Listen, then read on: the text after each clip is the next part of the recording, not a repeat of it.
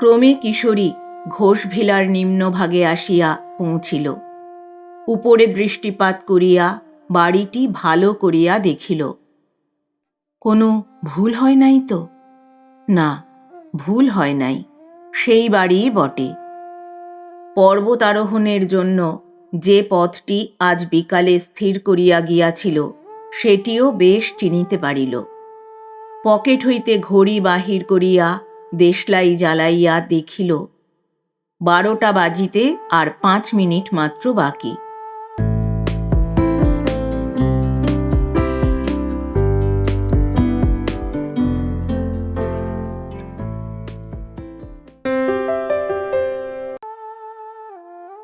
শুভেচ্ছা বন্ধুরা, একরাশ শুভেচ্ছা আর ভালোবাসা। আমি অর্পিতা, আর আপনারা শুনছেন এক ব্যাগ গপ্প ইউটিউব চ্যানেল। বন্ধুরা, শুরুতেই একটা ছোট্ট অনুরোধ। এখনও যারা এক ব্যাগ গপ্প চ্যানেলটি সাবস্ক্রাইব করেননি তাদের উদ্দেশ্যে বলি, আজই চ্যানেলটি সাবস্ক্রাইব করে সঙ্গে থাকুন, উৎসাহ পাব এগিয়ে চলার।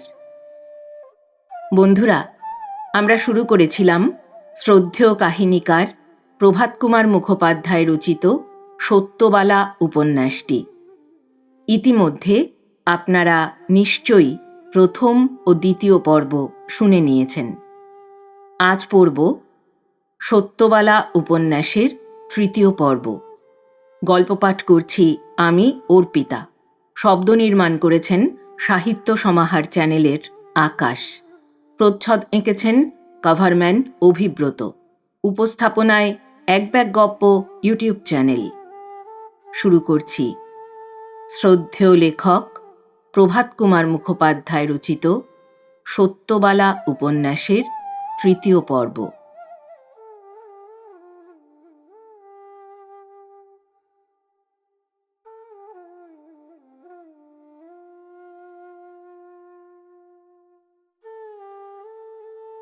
নোটিশের 3 সপ্তাহ পূর্ণ হইতে আর 4টি দিন মাত্র বাকি আছে। যথাসময়ে যথাস্থানে গিয়া কিশোরী আজ সত্যবালাকে দেখিতে পাইল না। সেই পথে অনেকক্ষণ ধরিয়া পায়চারি করিয়া বেড়াইল। যে বেঞ্চে বসিয়া তাহারা বিশ্রাম করে সেই বেঞ্চখানিও দেখিয়া আসিল, সত্যবালা নাই। এরূপ যে আর কখনো হয় নাই এমন নহে, কিন্তু পূর্বদিন সতী বলিয়া গিয়াছে, কাল আমি আসিতে পারিব না। কিন্তু গত করল সতী তো সেরূপ কোনো আভাস দেয় নাই। কি হইল? অবশ্য কোনো অভাবনীয় কারণেই সতী আসিতে পারে নাই। কিন্তু কি সে কারণ? তাহার শরীর ভালো আছে তো? যে রাস্তায় ঘোষভিলা সেই রাস্তা দিয়াও কিশোরী কয়েকবার যাতায়াত করিল। বাড়ি বন্ধ, সুতরাং গিয়া জিজ্ঞাসা করিবার উপায় নাই। শেষবার দেখিল মল্লিক সাহেব বারান্দায় দাঁড়াইয়া সিগারেট ফুঁকিতেছেন। কিশোরী স্যানিটারিয়ামে ফিরিয়া গিয়া বড়ই দুশ্চিন্তায় কাল কাটাইতে লাগিল। পরদিন দ্বিপ্রহরে কিশোরী আবার গিয়া সেই পথে ঘোরাঘুরি করিল, কিন্তু সতীকে দেখিতে পাইল না। সে তখন ভাবিল, যা থাকে কপালে, যাই ওদের বাড়ি। ঘোষভিলায় গিয়া বারান্দায় কাহাকেও না দেখিয়া ডাকিল, বেয়ারা। বেয়ারা বাহির হইয়া আসিল। কিশোরী তাহার হস্তে নিজের কার্ড দিয়া বলিল, বড়া মেম সাহেব কা পাস। ক্ষণকাল পরে বেয়ারা কার্ডখানি ফেরত আনিয়া কিশোরীর হস্তে দিল। তাহার পৃষ্ঠে পেন্সিলে ইংরাজিতে লেখা আছে, দূর হও, আর কখনো যদি এ বাড়িতে অনধিকার প্রবেশ করো তবে তোমায় লাথি মারিয়া তাড়াইয়া দেওয়া হইবে। রমণী হস্তাক্ষর নহে, পুরুষ মানুষেরই হস্তাক্ষর। ক্রোধকম্পিত স্বরে কিশোরী জিজ্ঞাসা করিল, কৌন লিখা? বেয়ারা বলিল, মল্লিক সাহেব। আব যাইয়ে বাবু, और मत आइए। किशोरी बोलिल, अच्छी बात। बड़ा मेम साहेब कैसे है? अच्छी है। किशोरी तखन द्रुत पदे घोषभिला परित्याग करिया गेल। बिकाले अनेक भाबिया चिंतिया किशोरी सत्यबालाके एकखानी पत्र लिखिया डाके फेलिया दिल। ताहार एरूप अभावनीय अदर्शने নিজের দুশ্চিন্তার কথা, বিবাহের দিন ঠিক করা প্রভৃতি অনেক কথাই পত্রে লিখিল। পরদিন অত্যন্ত উৎকণ্ঠায় সে যাপন করিল। তৎপরদিন ডাকে 2খানি খামের পত্র আসিল। একখানির শিরোনামায় হস্তাক্ষর অপরিচিত, অপরখানি সত্যবালার লেখা। প্রথমে সে সতীর চিঠিখানি খুলিল। তাহাতে লেখা আছে, প্রিয়তম, যেদিন তোমার সঙ্গে শেষ দেখা, সেদিন বাড়ি ফিরিয়া দেখিলাম ভারী কাণ্ড বাঁধিয়া গিয়াছে। মল্লিক এখানকার ডেপুটি কমিশনার সাহেবের সহিত সাক্ষাৎ করিবার জন্য কাছারিতে গিয়াছিল। সেখানে নোটিশ বোর্ডে আমাদের বিবাহের নোটিশ টাঙানো আছে দেখিয়া আসিয়াই মাকে বলিয়াছে। আমি আসিতেই মা আমাকে জিজ্ঞাসা করিলেন। আমি বলিলাম, হ্যাঁ, আমরা নোটিশ দিয়াছি এবং বিবাহ করিব। তোমার সহিত আমার দেখা সাক্ষাৎ কোথায় কী প্রকারে হইল জিজ্ঞাসা করায় আমি সমস্তই বলিলাম। শুনিয়া মা যাহা মুখে আসিল তাহাই বলিয়া আমায় গালি দিতে লাগিলেন। বলিলেন, এখন হইতে আমার বাড়ির বাহিরে যাওয়া নিষেধ। যদিও বা যাই, তবে মল্লিক আমার রক্ষণাবেক্ষণের জন্য সর্বদা সঙ্গে সঙ্গে থাকিবে। সেই অবধি মল্লিক সারা দিন আমাদের বাড়িতেই আছে, রাত্রে কেবল নিজের বাড়িতে শুইতে যায়। আমি তোমায় 8-2 দিন পত্র লিখিতে চেষ্টা করিয়াছিলাম, কিন্তু বেয়ারা বলিয়াছিল আমার কোনো পত্র মাকে না দেখাইয়া ডাকে ফেলিবার তাহার হুকুম নাই।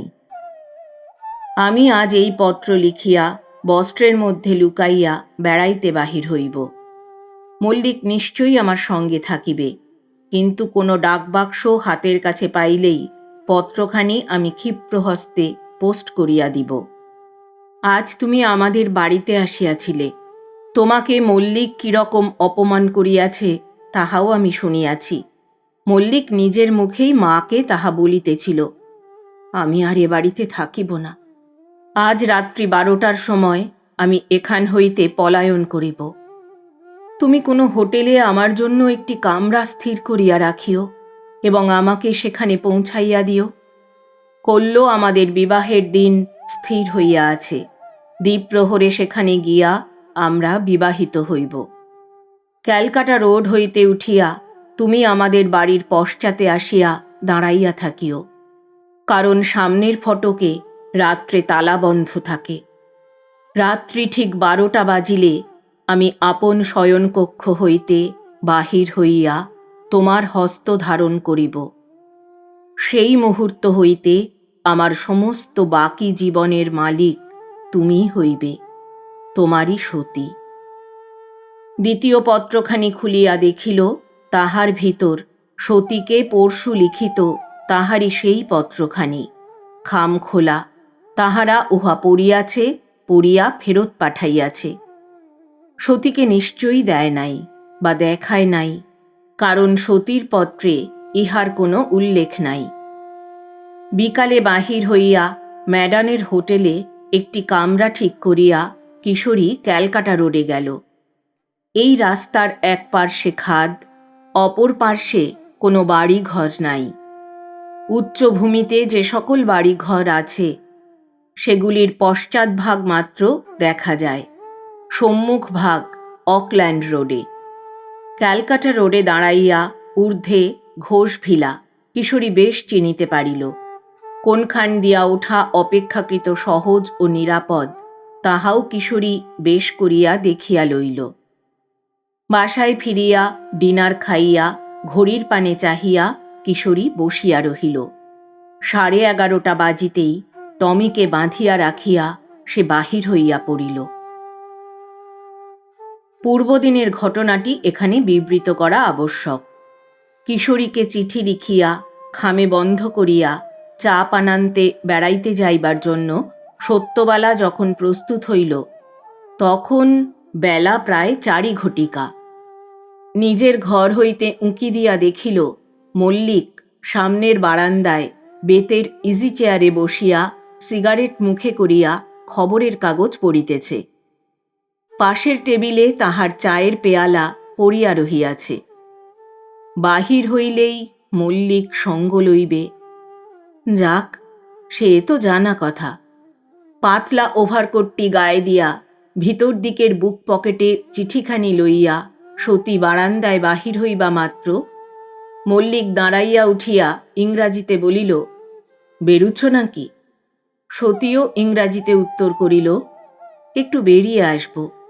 মল্লিক বলিল, আমি কি তোমার সঙ্গী হবার সুখ লাভ করতে পারি? সতী জানিত, যত অনিচ্ছা বা বিরক্তি সে প্রকাশ করুক না কেন, মল্লিক যাইবেই, এবং সেই মতলবেই ঘাঁটি আগলাইয়া বসিয়া আছে। তথাপি সে বলিল, না, আপনার কষ্ট করবার দরকার নেই। মল্লিক ইতিমধ্যে হ্যাটট্র্যাক হইতে টুপি ও ছড়ি লইয়াছিল। টুপিটি মাথায় দিয়া বলিল, না মিস মল্লিক, কষ্ট নয়, আমার অত্যন্ত আনন্দের কারণ হবে। বলিয়া সতীর সঙ্গে সেও বাহির হইল। সতী রাস্তায় পৌঁছিয়া একটু দাঁড়াইল, কোন দিকে যাইবে যেন একটু ভাবিল। তাহার পর ম্যালের অভিমুখে অগ্রসর হইল। সতী দাঁড়াইতে মল্লিকও দাঁড়াইয়াছিল। এখন সেও সতীর সঙ্গে সঙ্গে চলিল। দুজনের কাহারও মুখে কোনো কথা নাই। এই রূপে ধীরে ধীরে চলিতে চলিতে ক্রমে ইহারা ম্যালের নিকট পৌঁছিল। স্থানটি সুবিস্তীর্ণ চত্বর সদৃশ। প্রান্ত দেশে স্থানে স্থানে বেঞ্চ পাতা আছে। কোনো কোনো বেঞ্চে সাহেব মেম, কোনোটাতে বা বাঙালি বাবুরা বসিয়া আছেন। ম্যালের মাঝামাঝি পৌঁছিতেই বিপরীত দিক হইতে একজন ইংরাজ সিভিলিয়ান যুবক হ্যালো মল্লিক বলিয়া ইহাদের সম্মুখে আসিয়া দাঁড়াইল এবং সতীর প্রতি এক নজর মাত্র চাহিয়া টুপি উঠাইয়া তাহাকে সম্মান জ্ঞাপন করিল। মল্লিক তৎক্ষণাৎ তাহাকে সতীর নিকট পরিচিত করিয়া দিল। ইংরাজ যুবক সতীর প্রতি চাহিয়া শিরোনমন করিয়া শিষ্টাচার সঙ্গত দুই চারিটি কথা মাত্র বলিয়া মল্লিকের সঙ্গে কথাবার্তা আরম্ভ করিল। সতী পাশে চাহিয়া দেখিল, অদূরেই চিঠি ফেলার একটি বাক্স রহিয়াছে। Excuse me for a moment, এক মুহূর্তের জন্য আমায় ক্ষমা করুন বলিয়া সতী ক্ষিপ্র পদে গিয়া চিঠিখানি সেই বাক্সে ফেলিয়া দিয়া আবার আসিয়া ইহাদের নিকট দাঁড়াইল। মল্লিক কটমট করিয়া চাহিয়া সতীর এই কার্য দেখিল, কিন্তু কোনো কথা কহিতে পারিল না। দুই চারি কথার পর ইংরাজ যুবকটি সতীর প্রতি টুপি উত্তোলন করিয়া মল্লিকের করমর্দন করিয়া নিজ পথে অগ্রসর হইল। সতী শ্রাবাড়ির পাশের রাস্তা দিয়া উত্তর মুখে চলিল। পথটি অপেক্ষাকৃত নির্জন হইলে মল্লিক ক্রুদ্ধস্বরে বলিল, ডাকবাক্সে কি ফেললে? সতী বলিল, কি আপনার অনুমান হয়? মল্লিক বলিল, চিঠি। সতী বলিল, উফ, কি বুদ্ধি আপনার! মল্লিক বলিল, কাকে তুমি ও চিঠি লিখেছ? সতী হঠাৎ দাঁড়াইল, তীক্ষ্ণ স্বরে বলিল, মিস্টার মল্লিক, আপনি জানেন আমায় এই প্রশ্ন করবার কোনো অধিকার আপনার নেই। মল্লিক না দমিয়া উগ্রভাবে বলিল, কিন্তু তোমার মা বাপ কাউকে কোনো চিঠি লিখতে তোমায় মানা করেছেন, তাও তুমি জানো। আমি গিয়ে তোমার মাকে একথা বলবো কিন্তু। বেশ, যান, বলুন গিয়ে, বলিয়া সতী অগ্রসর হইল। মল্লিককেও তাহার সহিত অগ্রসর হইতে দেখিয়া বলিল, যান, বাড়ি গিয়ে মাকে বলুন গে, কুকুরের মতো আমার পিছু পিছু আসছেন কেন? মফস্বলের আমলা ফয়লা, পুলিশের দারোগা ইন্সপেক্টর, এমনকি কোনো জমিদার পর্যন্ত যাহাকে কখনো হুজুর কখনো ধর্মাবতার বলে, এক ফোঁটা বাঙালির মেয়ে তাহাকে কুকুর বলিল। ক্রোধে মল্লিকের আপাদ মস্তক জ্বলিয়া উঠিল। কিন্তু এই ক্রোধ ও অপমান মনের মধ্যেই সে হজম করিতে করিতে শিষ্ট শান্ত ভদ্রলোকটির মতোই তাহার সঙ্গিনীর পার্শ্ববর্তী হইয়া চলিতে লাগিল। উপায় কি? অনেক দূর গিয়া সতী একটু ক্লান্ত হইয়া ক্রমে নিজের গতিবেগ কমাইল। এই সময় তাহারা শ্রাবাড়ির উত্তর প্রান্তে পৌঁছিয়াছিল।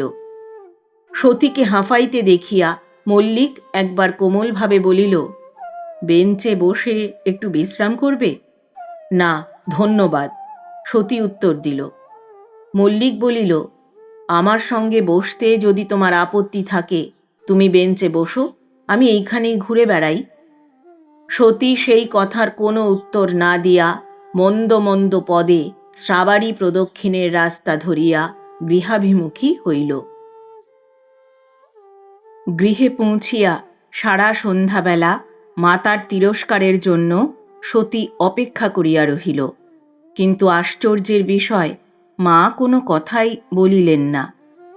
মল্লিক এক সময় তাহাকে নিরিবিলি পাইয়া চুপি চুপি বলিল, আমার উপর তুমি রাগ করো না, তোমার মাকে আমি সে কথা বলিনি।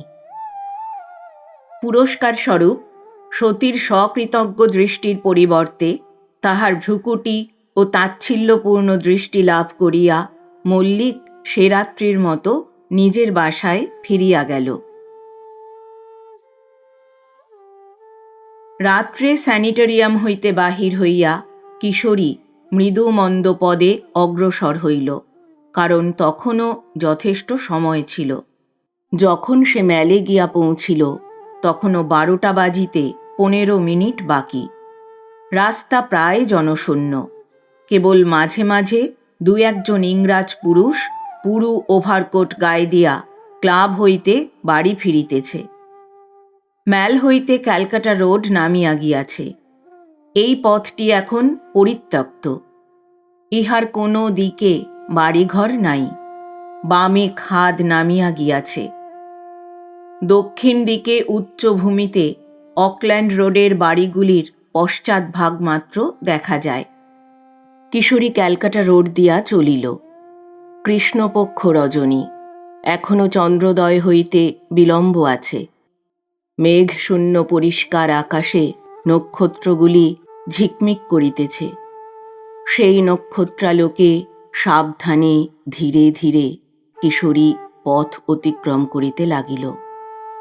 নিম্নে বহু দূরে লিবং ছাউনির কয়েকটা আলো মিটিমিটি করিয়া জ্বলিতেছে। উপরে অকল্যান্ড রোডের বাড়িগুলির পশ্চাৎভাগ প্রায়ই অন্ধকার। সকলেই সুপ্তি সুখে নিমগ্ন। মাঝে মাঝে কোনো একটি কক্ষের বন্ধ সার্সি ভেদ করিয়া আলোক বাহির হইতেছে। ক্রমে কিশোরী ঘোষভিলার নিম্নভাগে আসিয়া পৌঁছিল। উপরে দৃষ্টিপাত করিয়া বাড়িটি ভালো করিয়া দেখিল। কোনো ভুল হয় নাই তো? না, ভুল হয় নাই, সেই বাড়িই বটে। পর্বতারোহণের জন্য যে পথটি আজ বিকালে স্থির করিয়া গিয়াছিল সেটিও বেশ চিনিতে পারিল। পকেট হইতে ঘড়ি বাহির করিয়া দেশলাই জ্বালাইয়া দেখিল 12টা বাজিতে আর 5 মিনিট মাত্র বাকি। তখন সে উপরে উঠিতে আরম্ভ করিল, অতি ধীরে, অতি সাবধানে, কোনো শব্দ না হয়, নিজের পদস্খলন না হয়। দেখিল দাঁড়াইয়া দাঁড়াইয়া আরোহণ অপেক্ষা বসিয়া বসিয়া আরোহণই সুবিধা। সেইরূপ প্রক্রিয়া অবলম্বন করিয়া অনেক কষ্টে সে উপরে উঠিয়া পড়িল। ঘোষভিলার তার ডিঙাইয়া তাহার মধ্যে প্রবেশ করিয়া চুপ করিয়া দাঁড়াইয়া হাঁফাইতে লাগিল। সহসা অনতিদূরে গৃহের একটি কক্ষের সার্সি আলোকিত হইয়া উঠিল। কিশোরী জানিত এইটি সতীর শয়নকক্ষ। পরক্ষণেই আলোক নিবিয়া গেল। দ্বার খুলিয়া সতী বারান্দায় আসিল। বারান্দা হইতে বাগানে নামিল। ধীরে ধীরে কিশোরীর দিকে অগ্রসর হইতে লাগিল। নিকটবর্তী হইবা মাত্র কিশোরী তাহাকে বাহুবন্ধনে আবদ্ধ করিল। তাহার মুখে একটি চুম্বন করিয়া চুপি চুপি বলিল, চলো সতী, আমি তোমায় নিতে এসেছি। প্রিয়তমের বাহুবন্ধন হইতে নিজেকে ছাড়াইয়া লইয়া সতী কহিল, অনেক কথা আছে, আগে শোনো। কিশোরী কহিল, ম্যাডানের হোটেলে তোমার জন্যে কামরা ঠিক করে রেখে এসেছি, চলো সেইখানে বসে শুনব। এখানে বেশিক্ষণ থাকা কি ঠিক হবে? সতী বলিল, কিন্তু দেখো, আজ না, এভাবে না, আজ তোমায় আমি মিছামিছি কষ্ট দিলাম। কিশোরী নৈরাশ্যব্যঞ্জক স্বরে বলিল, আজ না? কেন, কবে তবে? কিয়দ্দূরে একখানা বড় পাথর পড়িয়াছিল। সতী কিশোরীকে সেই দিকে টানিয়া লইয়া গিয়া কহিল, এসো, এইখানে দুজনে বসি। আমার কথা যা, সেগুলি সব শোনো আগে। উভয়ে সেই প্রস্তরখণ্ডের উপর উপবেশন করিল। কিশোরী জিজ্ঞাসা করিল, তুমি আমাকে কাল যে চিঠি লিখেছিলে, সেই চিঠিখানা নিয়ে বাড়িতে কোনো রকম গণ্ডগোল হয়েছে নাকি? সতী বলিল, না, তা হয়নি। মল্লিক সে সময় আমায় শাসিয়েছিল বটে যে মাকে এসব বলে দেবে, কিন্তু কি জানি কি ভেবে তা দেয়নি। সেই চিঠি ফেলার পর থেকে আমি কিন্তু ক্রমাগত ভাবছি, এরকম করে রাত্রে বাড়ি থেকে পালিয়ে যাওয়া আমার উচিত হবে কি না। অনেক ভেবে চিন্তে আমি স্থির করেছি সেটা ঠিক হবে না। এই কাজটা মূলত অন্যায় কাজ না হলেও বাইরে থেকে দেখতে বড়ই খারাপ দেখাবে। যা করব তা দিনের আলোতে সর্বসমক্ষে করব, এরকমভাবে চোরের মতো নয়। অনেক ভেবে চিন্তে এই আমি মনে মনে ঠিক করেছি। কিশোরী ক্ষীণ স্বরে জিজ্ঞাসা করিল, কি উপায় স্থির করেছ? সতী বলিল, আমি যা স্থির করিয়াছি তা এই। কাল সকালে তুমি ডেপুটি কমিশনার সাহেবের বাংলোয় গিয়ে তাঁর সঙ্গে দেখা করো। তিনিই তো ৩ আইনের বিবাহের রেজিস্ট্রার। তাকে গিয়ে সমস্ত কথা তুমি বলো। এ বিবাহে আমার মা বাপের অমত, মল্লিকের জিদ, সমস্ত তাকে খুলে বলো। বলো যে আমরা উভয়ই বয়ঃপ্রাপ্ত। আইনসঙ্গতভাবে আমরা যে কাজ করব, কারুর অধিকার নেই সেই কাজে বাধা দেয়। যদি কেউ কোনো রকম গোলযোগ করে, জোর জবরদস্তি করে, তাহলে ডেপুটি কমিশনার সাহেব যেন আইনের বলে আমাদের তা থেকে রক্ষা করেন। এই রকমভাবে সব কথা বুঝিয়ে তাকে তুমি বলতে পারবে তো? কিশোরী বলিল, পারব। সতী বলিল, তাকে আরও জিজ্ঞাসা করো, কাছারিতে না গিয়ে তার বাংলোয় যদি আমরা দুজনে যাই, তাহলে সেখানে আমাদের বিবাহ হতে পারে কি না। যদি তিনি রাজি হন, তাহলে পরশু কোন সময় আমরা তার বাংলোয় যাব, সে কথাও তাকে জিজ্ঞাসা করে এসো। কাল রাত্রে এই সময় তুমি আবার এসে আমায় সব খবর দিয়ে যাবে। সেই অনুসারে যথাসময়ে পরশু আমি বেড়াতে বেরোব এবং যথাস্থানে গিয়ে পৌঁছব। অবশ্য মল্লিকও আমার সঙ্গে সঙ্গে যাবে। তা যাক, বয়েই গেল। ডেপুটি কমিশনারের বাংলো আমি চিনি, কাছারিও চিনি। যেখানে দরকার সেখানে যাব। তুমি আগে থাকতে সেখানে গিয়ে বসে থাকবে। যথাসময়ে আমাদের বিবাহ হয়ে যাবে। তারপর বাড়ি এসে মাকে আমি বলবো। আমাদের বিয়ের নোটিশ দেওয়া আছে, সে তো তিনি জানেন। তার পরের দিন আমরা কলকাতা চলে যাব। কেমন, এই পরামর্শ তোমার কেমন বোধ হয়? কিশোরী বলিল, এই ভালো। রাত্রে পালানোর চেয়ে এইভাবে কাজ করা ঢের ভালো। সতী বলিল, তবে এই কথাই রইল, এখন আর বেশি দেরি করো না, যাও। শত্রুপুরী কে কোথা দিয়ে এসে পড়বে। বলিয়া সতী উঠিয়া দাঁড়াইল। কিশোরী উঠিয়া বলিল, আচ্ছা, তবে ঠিক এই সময় কাল সব খবর এসে তোমায় বলে যাব। এখন তাহলে আসি। বলিয়া সে তাহার প্রিয়তমাকে বক্ষে ধারণ করিয়া তাহার ওষ্ঠে একটি গাঢ় চুম্বন অঙ্কিত করিয়া বিদায় লইল। শত্রু অদূরেই ছিল। পূর্বে বলিয়াছি, পাশের বাড়িখানি মল্লিক সাহেবের অধিকৃত। সতী ও কিশোরী যে স্থানে পাথরের উপর বসিয়া কথোপকথন করিতেছিল, সেখান হইতে কিছু দূরেই সেই বাড়ির একটা অন্ধকার কক্ষের জানালা এতক্ষণ খোলা ছিল।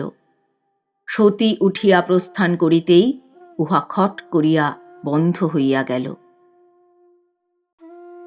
আজ সন্ধ্যায় মল্লিক নিজের বাসায় ফিরিয়া আসিয়া আহারাদি সম্পন্ন করিয়া রাত্রি 10টার পর শয়ন করিয়াছিল। শয়ন করিয়া সত্যবালার দুর্ব্যবহারের কথা ভাবিতে ভাবিতে তাহার মাথা অত্যন্ত গরম হইয়া উঠিল। সে ভাবিতে লাগিল, কেন এত অহংকার তার কিসের জন্য? একজন সিভিলিয়ানকে স্বামী পাওয়া বিলাত ফেরত সমাজের যে কোনো মেয়ের পক্ষেই পরম সৌভাগ্যের বিষয়। তা সে মেয়ে রূপে গুণে ধনে মানে যত বড়ই হোক না কেন। সত্যবালাকে প্রপোজ না করিয়া আমি যদি অন্য কোনো মেয়েকে প্রপোজ করিতাম, তবে সে একটা রাজার মেয়ে হইলেও তাহার বাপ মা ভাই তাহার গোষ্ঠীবর্গ পর্যন্ত কৃতার্থ হইয়া যাইত। আর ইনি কিনা নাক তুলিলেন। তাও যদি মানুষের মতো মানুষ হইত, তাহা হইলেও দুঃখ ছিল না। শেষে পছন্দ করিলেন কিনা একটা মূর্খ বর্বর বেঙ্গলি পোয়েটকে। উফ, ইহা একেবারে অসহ্য। গতকল্য বেড়াইতে গিয়া সত্যবালার দুরুক্তি, আজ তাহার সারাদিন ব্যাপী তাচ্ছিল্যপূর্ণ ব্যবহার, চিঠি ফেলার কথা বাড়িতে গোপন রাখা সত্ত্বেও লেশমাত্র কৃতজ্ঞতা প্রদর্শনের অভাব, এই সমস্ত দুর্ব্যবহারের কথা যতই মল্লিক মনে মনে আলোচনা করে, ততই তাহার ঈর্ষাবহ্নি প্রজ্বলিত হইয়া ওঠে। ঘণ্টাখানেক বিছানায় পড়িয়া এপাশ ওপাশ করিয়া কিছুতেই যখন নিদ্রা আসিল না, তখন সে বিরক্ত হইয়া উঠিয়া বসিল। ভাবিল, আজ বোধহয় হুইস্কির মাত্রাটা অত্যন্ত কম হইয়াছে, আর একটু পান না করিলে ঘুম আসিবে না। মল্লিক তখন শয্যা হইতে নামিয়া আলো জ্বালিল। ড্রয়িং রুমের ওপাশের ঘরে তাহার পাহাড়িয়া ভৃত্য মংলু শয়ন করে। তাহাকে গিয়া জাগাইয়া পেগ হুকুম করিয়া আসিল। তাহার পর শেলফ হইতে একখানি ইংরাজ উপন্যাস বাছিয়া লইয়া ইজি চেয়ারে লম্বমান হইল। পড়িতে পড়িতে হুইস্কি পান করিতে করিতে নিদ্রা আসিবে, ইহাই তাহার অভিপ্রায়। ক্ষণকাল পরে মংলু হুইস্কির ডিকান্টার ও সোডার সাইফন সমেত একখানা ট্রে হস্তে প্রবেশ করিল। সাহেবের পার্শ্বস্থিত টেবিলে তাহা রাখিয়া অপর আদেশের অপেক্ষায় দাঁড়াইয়া রহিল।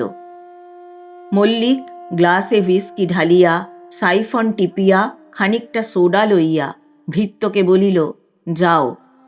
মংলু সেলাম করিয়া নিঃশব্দে প্রস্থান করিল।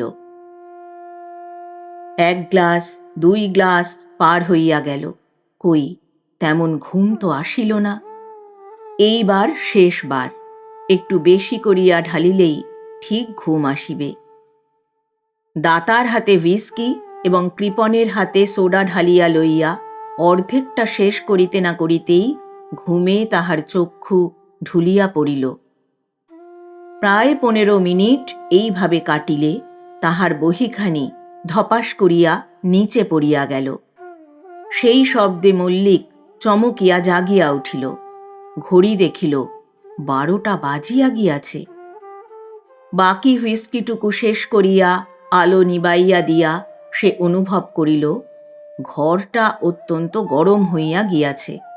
ভাবিল, একটা জানালা মিনিট 10 খুলিয়া ঘরের গরম হাওয়াটা বাহির করিয়া দিই, তাহা হইলে সুখে ঘুমাইতে পারিব। সে তখন হাতড়াইতে হাতড়াইতে একটা জানালার কাছে গেল। সার্সিটা খুলিয়া দিতেই হিমালয়ের হিম ও বায়ু আসিয়া ঘরে প্রবেশ করিতে লাগিল। তাহার মদিরাতপ্ত মস্তকে সেই শীতল স্পর্শ বড়ই আরামদায়ক বোধ হইতে লাগিল। সার্সি ধরিয়া সেই অন্ধকারে সেইখানে সে দাঁড়াইয়া রহিল। সম্মুখে ঘোষ ভিলা, সমস্ত আলোক নির্বাপিত। সেই দিকে এক দৃষ্টে চাহিয়া মল্লিক ভাবিতে লাগিল, ওই ওই কক্ষখানিতে সতী শয়ন করিয়া আছে। শয়ন করিয়া হয়তো সেই বর্বরটাকে স্বপ্ন দেখিতেছে। ক্রোধে ও বিরক্তিতে তাহার ভ্রুযুগল কুঞ্চিত হইয়া উঠিল। হঠাৎ তাহার নজর পড়িল ঘোষ গৃহের অনতি দূরে হাতার প্রায় প্রান্তভাগে। ও কি! দুইটা মনুষ্যমূর্তি সহসা যেন ভূগর্ভ হইতে উত্থিত হইল। মল্লিক তাহার সেই সুরাবিহ্বল নেত্রযুগল যথাসাধ্য বিস্ফারিত করিয়া সেই দিকে চাহিয়া রহিল। সেই স্বল্প নক্ষত্রালোকে সে দেখিতে পাইল একটি পুরুষ ও একটি স্ত্রীমূর্তি। দুইজনে আলিঙ্গনবদ্ধ হইল। একটা চুম্বনের শব্দও যেন শোনা গেল। তাহার পর স্ত্রীমূর্তি গৃহের দিকে গিয়া বারান্দায় উঠিল। পুরুষটা পাথরের উপর ঝুঁকিতে ঝুঁকিতে ক্যালকাটা রোডের দিকে নামিতে লাগিল। প্রকৃত ব্যাপারটা মল্লিক এতক্ষণ বেশ বুঝিতে পারিয়াছিল। একবার ইচ্ছা হইল বাহির হইয়া ছুটিয়া গিয়া কিশোরীকে ধরিয়া ফেলে, কিন্তু ভয়ও হইল। যাহারা এই প্রকার নিশাচর বৃত্তি অবলম্বন করে তাহারা আত্মরক্ষার্থ সঙ্গে ছুরি ছোড়াও রাখিয়া থাকে। সুতরাং মল্লিক আস্তে আস্তে জানালাটি বন্ধ করিয়া দিল। আবার আলো জ্বালিয়া আরও খানিক হুইস্কি ঢালিয়া তাহা এক নিঃশ্বাসে পান করিয়া ফেলিয়া শয্যায় প্রবেশ করিয়া মল্লিক জড়িত স্বরে বলিতে লাগিল, বাহ বাহ বাহ বাহ, তোমাদের প্রেমলীলা চলছে ভালোই। আচ্ছা রও, কাল অবধি সবুর করো, কাল অবধি সবুর করো। তোমাদের প্রেম লীলা আমি সাঙ্গ করে দিচ্ছি, দাঁড়াও। পরদিন প্রাতে উঠিয়া চা পান আনতে ক্ষৌরকার্য ও পোশাক পরিধান সম্পন্ন করিয়া কিশোরী ডেপুটি কমিশনার সাহেবের সহিত সাক্ষাৎ করিতে চলিল। সাহেবের কুঠিতে পৌঁছিয়া আরদালি হস্তে নিজের কার্ড পাঠাইয়া দিল। আরদালি ফিরিয়া আসিয়া বলিল, সাহেব ছোটা হাজরি খাইতেছেন, অপেক্ষা করিতে বলিলেন। বলিয়া আরদালি তাহাকে একটি কক্ষে লইয়া গিয়া বসাইল। প্রায় 15 মিনিট অপেক্ষা করিবার পর আরদালি পুনরায় আসিয়া কিশোরীকে ডাকিয়া লইয়া গেল। সাহেব চটি জুতা পায়ে ড্রেসিং গাউন পরিয়া কাগজপত্র বোঝাই একটা টেবিলের সম্মুখে বসিয়া চুরুটের ধূম সেবন করিতেছেন। গুড মর্নিং স্যার, বলিয়া কিশোরী তাহার সম্মুখে দাঁড়াইল। গুড মর্নিং, বলিয়া সাহেব তাহাকে একখানি চেয়ার দেখাইয়া দিলেন। কিশোরী বসিয়া বলিল, 3 আইন বিবাহের রেজিস্ট্রার স্বরূপ আপনাকে আমি বিবাহের নোটিশ দিয়াছিলাম। আপনার স্মরণ আছে কিনা বলিতে পারি না। সাহেব বলিলেন, হ্যাঁ, আমার স্মরণ আছে। কবে আপনি বিবাহ করিতে চান মিস্টার নাগ? কিশোরী বলিল, আগামী কল্য আমাদের বিবাহিত হইবার ইচ্ছা, কিন্তু ইহার ভিতর একটু গণ্ডগোল আছে। আপনি এই জেলার শাসনকর্তা। আমাদের প্রতি কোনো রূপ বেআইনি বাধা বা অত্যাচার যদি হয়, তবে সে সমস্ত হইতে আপনি আমাদিগকে রক্ষা করিবেন, এরূপ আশা করিতে পারি নাকি? সাহেব বলিলেন, নিশ্চয়, যদি আপনাদের কার্যটি সম্পূর্ণ আইনসঙ্গত হয়। কিশোরী বলিল, আমি ও মিস ঘোষ যাহাকে আমি বিবাহ করিব উভয়ই বয়ঃপ্রাপ্ত। আমার বয়স 26, মিস ঘোষের বয়স 19। তিনি কুমারী, আমিও অবিবাহিত। উভয়ের 3 পুরুষের মধ্যে রক্তের কোনো সংস্রব নাই। আইনে বাধে এমন কিছুই কোথাও নাই। সুতরাং আমাদের কার্যে কেহ বাধা দিতে পারে না তো? সাহেব বলিলেন, কেহ না। কেন? এ বিবাহ কি মেয়েটির বাপ মায়ের অমতে হইতেছে? কিশোরী বলিল, আপনি ঠিক অনুমান করিয়াছেন। সমস্ত ব্যাপারটি অনুগ্রহ করিয়া শুনিবেন কি? সাহেব ঘড়ির দিকে এক নজর চাহিয়া বলিলেন, বলুন।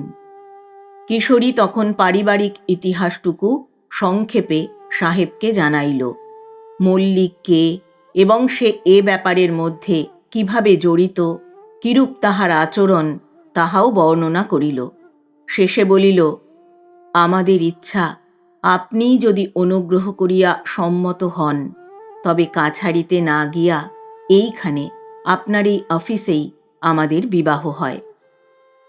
সাহেব বলিলেন, আমার তাহাতে কোনো আপত্তি নাই মিস্টার নাগ। কাছারির পূর্বে না পরে? পূর্বে হইলেই ভালো। এই সময় বেলা 9টা। কিশোরী বলিল, বেশ, আমরা দুজনে কাল বেলা 9টার সময় এখানে উপস্থিত থাকিব। আপনাকে তো বলিয়াছি, মল্লিক মিস ঘোষের সঙ্গে সঙ্গে আসিবেন। প্রথমে অবশ্য তিনি কিছুই জানিবেন না যে মিস ঘোষ কোথায় কি অভিপ্রায়ে যাইতেছেন, কিন্তু আপনার কুঠির কাছে আসিলে হয়তো তিনি সন্দেহ করিয়া মিস ঘোষকে জবরদস্তি ফিরাইতে চেষ্টা করিবেন। সাহেব তাচ্ছিল্যভাবে বলিলেন, ফোহ, সে সব কিছুই হইবে না। ইহা আপনার অমূলক আশঙ্কা। আমি কাল বেলা 9টার সময় কাগজপত্র সহ আমার পেশকারকে এখানে হাজির থাকিতে আদেশ দিব। 2 জন সাক্ষী আবশ্যক, তাহা আপনি জানেন তো। সাক্ষী 2 জন আনিবেন। Good morning. বলিয়া সাহেব হাত বাড়াইয়া দিলেন।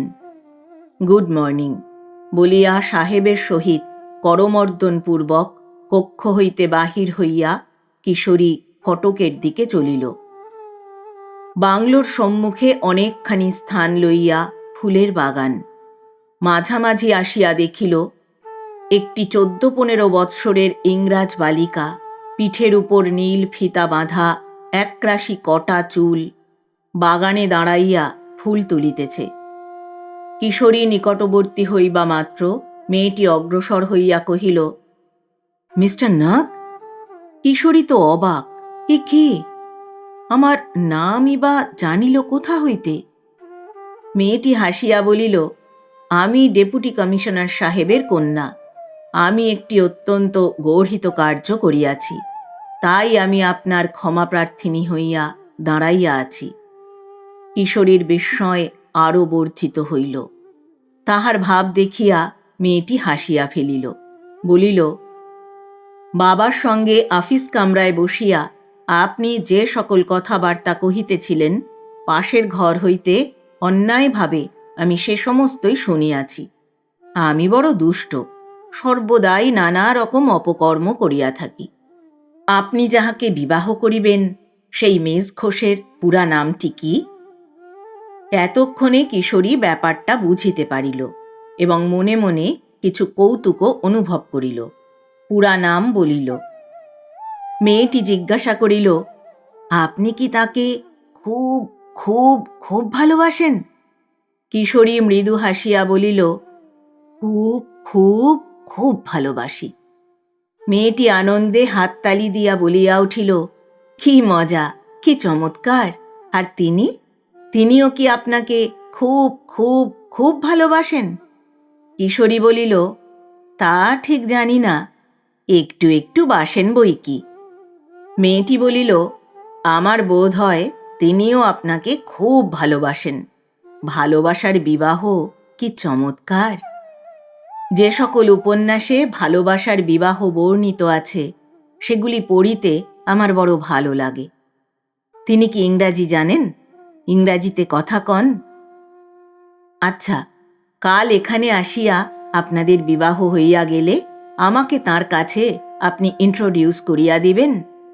বাবার অনুমতি লইয়া আফিস ঘরেই আমি বসিয়া থাকিব। কিশোরী বলিল, অতি আহ্লাদের সহিত। মেয়েটি বলিল, বেশ, মনে রাখিবেন, আপনার বধূর জন্য আমি একটি ফুলের তোড়া গড়িয়া রাখিব। তাহাকে সেটি আমি উপহার দিব। এখন আমি চলিলাম, গুড বাই বলিয়া মেয়েটি হাসিতে হাসিতে বাড়ির দিকে চলিয়া গেল। স্যানিটারিয়ামে ফিরিয়া কিশোরী কলিকাতায় তাহার গৃহভৃত্যকে পত্র লিখিল যে বিবাহ করিয়া সস্ত্রীক অমুক দিন দার্জিলিং মেলে সে কলিকাতায় ফিরিবে। বেলা 12টার সময় বাড়ি পৌঁছিবে। ঘর দুয়ার ঝাড়িয়া মুছিয়া ব্রাহ্মণ ঠাকুর দ্বারা পাকাদি যেন সম্পন্ন করাইয়া রাখে। হেমকেও সমস্ত জানাইয়া একখানি পত্র লিখিল। এবং অনুরোধ করিল সেদিন আফিসের ফেরত বিকালে নিশ্চয় যেন সে আসিয়া দেখা করে। পরদিন প্রাতে নিদ্রাভঙ্গে উঠিয়া শয্যায় পড়িয়া গতরাত্রের দৃশ্য স্মরণ করিতে করিতে মল্লিকের মনে ধারণা জন্মিল যে কিশোরী প্রতিদিন গভীর রাত্রে ক্যালকাটা রোড হইতে চোরের মতো নিঃশব্দে পাহাড় বাহিয়া উঠিয়া আসে। সত্যবালা সজাগ থাকে, সে নিজের কক্ষদ্বার খুলিয়া দেয় এবং নিভৃত শয়নকক্ষ মধ্যেই উভয়ের মিলন হয়।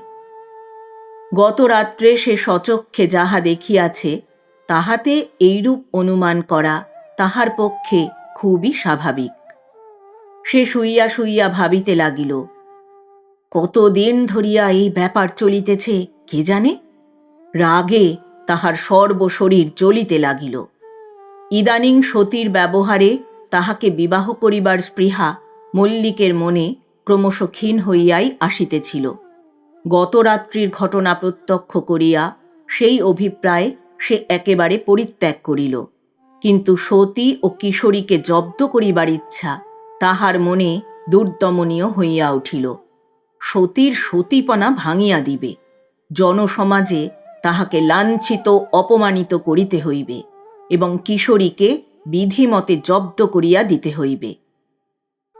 শয্যা ত্যাগ করিয়া স্নানাদি সম্পন্ন করিয়া মল্লিক যথারীতি ঘোষ ভিলায় গিয়া দর্শন দিল।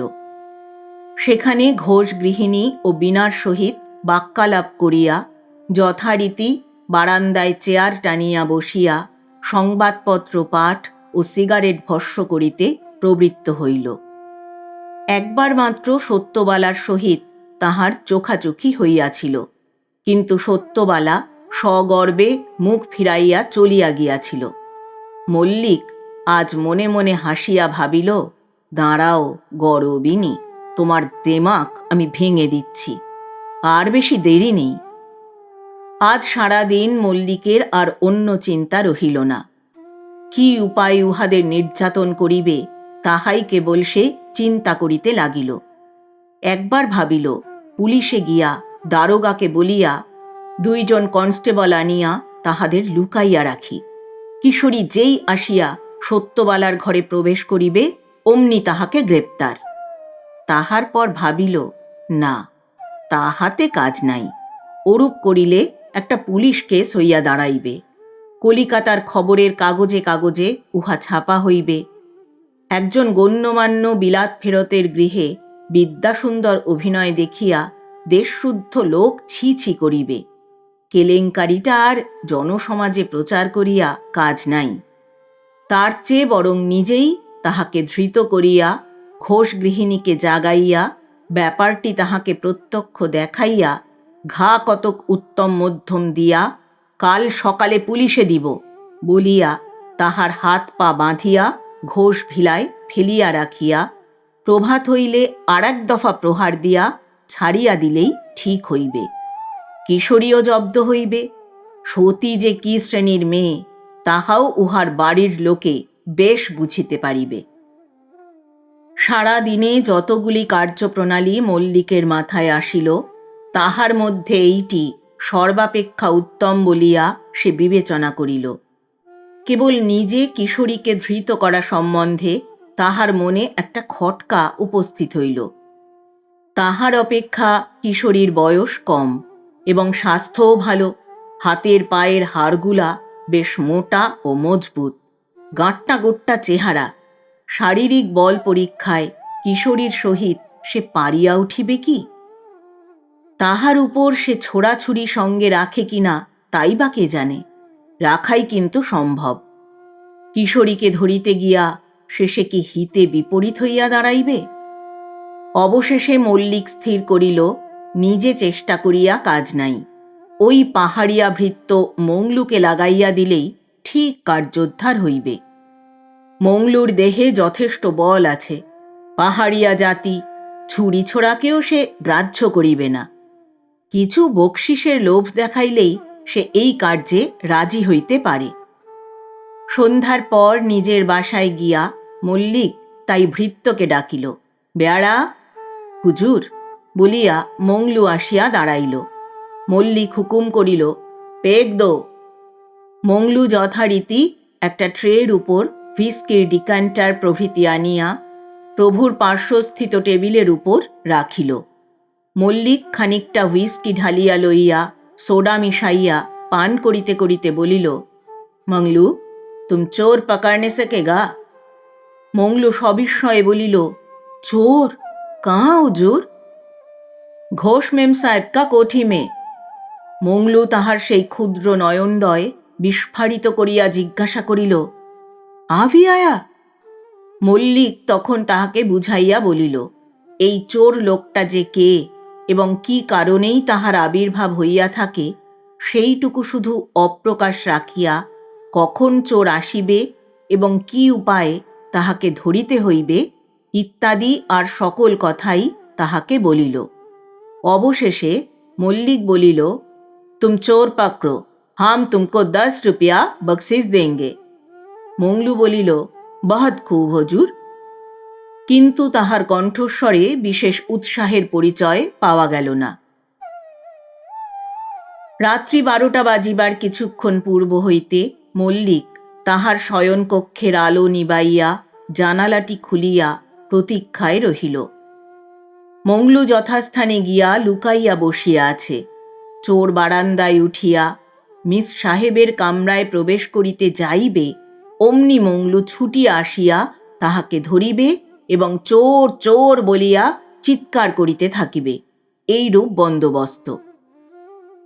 ঘড়িতে 12টা বাজিবার সঙ্গে সঙ্গেই মল্লিক দেখিল নিম্নস্থ ক্যালকাটা রোড হইতে একটা মানুষ হামাগুড়ি দিয়া পাহাড়ে উঠিয়া ঘোষ ভিলার হাতার প্রান্তভাগে আসিয়া দাঁড়াইল এবং প্রায় সঙ্গে সঙ্গে ঘোষ ভিলা হইতে একটি নারী মূর্তি বাহির হইয়া আসিয়া সেই নরমূর্তির সমীপবর্তী হইল।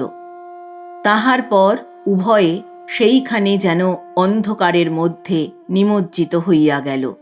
মল্লিক আর তাহাদিগকে দেখিতে পাইল না। মল্লিক অনুমান করিল উহারা ওইখানে বসিয়াছে। একটা উঁচু পাথরের আড়াল পড়িয়াছে বলিয়া উহাদিগকে আর দেখা যাইতেছে না। কিন্তু এই বিষয়ে সে নিঃসন্দেহ হইতে পারিল না।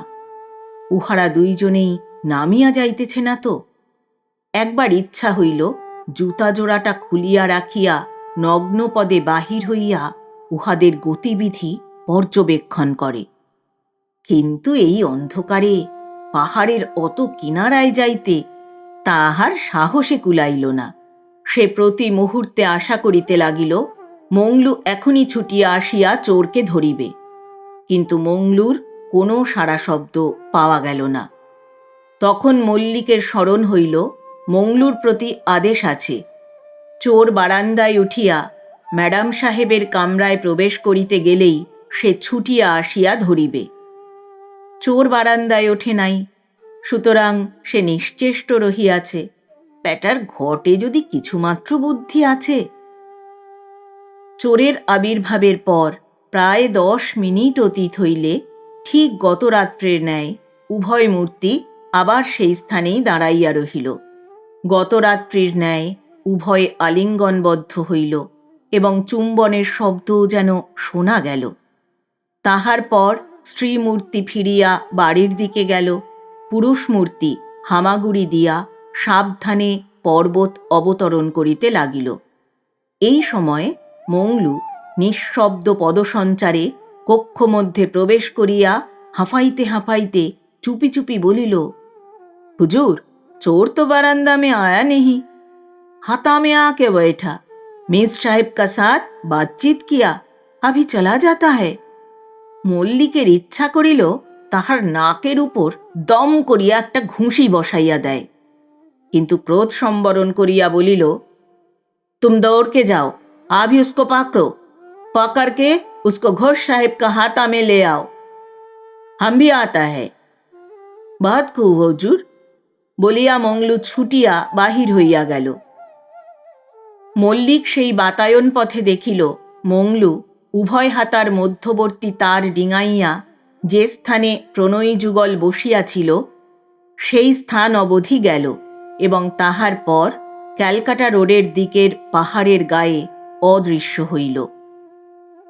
মল্লিকও তখন বাহির হইল এবং ঘোষ ভিলার হাতার প্রান্তে গিয়া নিম্নে চাহিয়া দেখিল অস্পষ্ট আলোকে দুইজন লোক ক্যালকাটা রোডের উপর জাপটাজাপটি করিতেছে।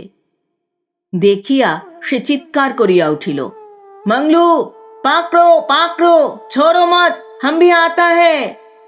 বলিয়া সে সাবধানে পর্বত অবতরণ করিতে লাগিল। কিন্তু অল্প দূর নামিয়া নিম্নস্থ প্রস্তরখণ্ড এত নিচু বলিয়া বোধ হইল যে নামিতে আর তাহার সাহস হইল না। সেইখানে পাথরের উপর বসিয়া নিম্নে চাহিয়া রহিল এবং পুনরায় হাঁকিল, মংলু, ছোড়ো মত, ছোড়ো মত। পাথরের উপর দিয়া ছোটাছুটির জুতার শব্দ সে পাইল। চোর ধৃতকারী দূরে চলিয়া গিয়া অদৃশ্য হইল। তাহার পর আর্তকণ্ঠে শব্দ উঠিল, বাপরে বাপ, জান গিয়া, জান গিয়া। মল্লিক অস্ফুট স্বরে বলিয়া উঠিল, যা, বোধহয় বুকে ছুরি বসিয়ে দিলে। বলিয়া আর কোনো শব্দ যদি শুনিতে পায় এই জন্য কান খাড়া করিয়া রহিল। কিন্তু আর কোনো শব্দ পাইল না, সমস্তই নিস্তব্ধ। সেই মুক্ত স্থানে বসিয়াও মল্লিকের দেহ দিয়া ঘাম ছুটিতে লাগিল। দেখিল ইংরাজি কাপড় পরা এক মূর্তি খোঁড়াইতে খোঁড়াইতে ফিরিয়া আসিতেছে। ভাবিল, কিশোরী তো আমার কণ্ঠস্বর শুনিয়াছে, যদি উঠিয়া আমার বুকেও ছুরি বসাইয়া দেয়। তখনই সে তাড়াতাড়ি ঘোষভিলার হাতায় উঠিয়া নিজের বাসায় গিয়া সমস্ত দ্বার বন্ধ করিয়া অন্ধকার শয়ন কক্ষে প্রবেশ করিল। সেই খোলা জানালায় দাঁড়াইয়া বাহিরের দিকে চাহিয়া রহিল। প্রায় 5 মিনিট কাটিল, কিন্তু আততায়ীকে দেখিতে না পাইয়া স্থির করিল সে এতক্ষণ প্রস্থান করিয়াছে। এইবার একবার নামিয়া গিয়া মংলুর অবস্থা কি হইয়াছে দেখিলে হয় না। আবার ভাবিল, কিশোরী যদি চলিয়া গিয়া না থাকে, তাছাড়া মংলু কখনো জীবিত নাই, নামিয়াই বা ফল কি? যে গিয়াছে সে তো গিয়াছেই, তার সঙ্গে নিজেকে বিপদে জড়াই কেন? এই ভাবিয়া সে জানালাটি বন্ধ করিয়া পোশাক ছাড়িয়া খানিকটা হুইস্কি ঢালিয়া এক নিঃশ্বাসে পান করিয়া শয্যায় আশ্রয় গ্রহণ করিল।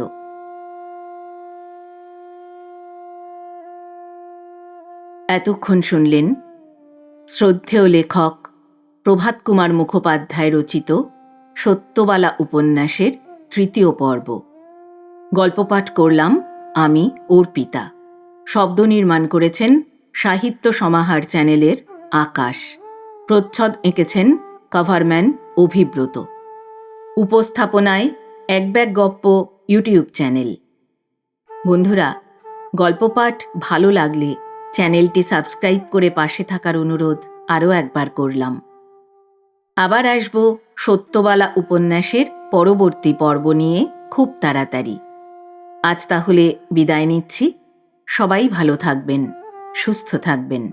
আর হ্যাঁ, গল্পপাঠ ভালো লাগলে কমেন্ট করে জানাবেন কিন্তু। আমি অপেক্ষায় থাকব।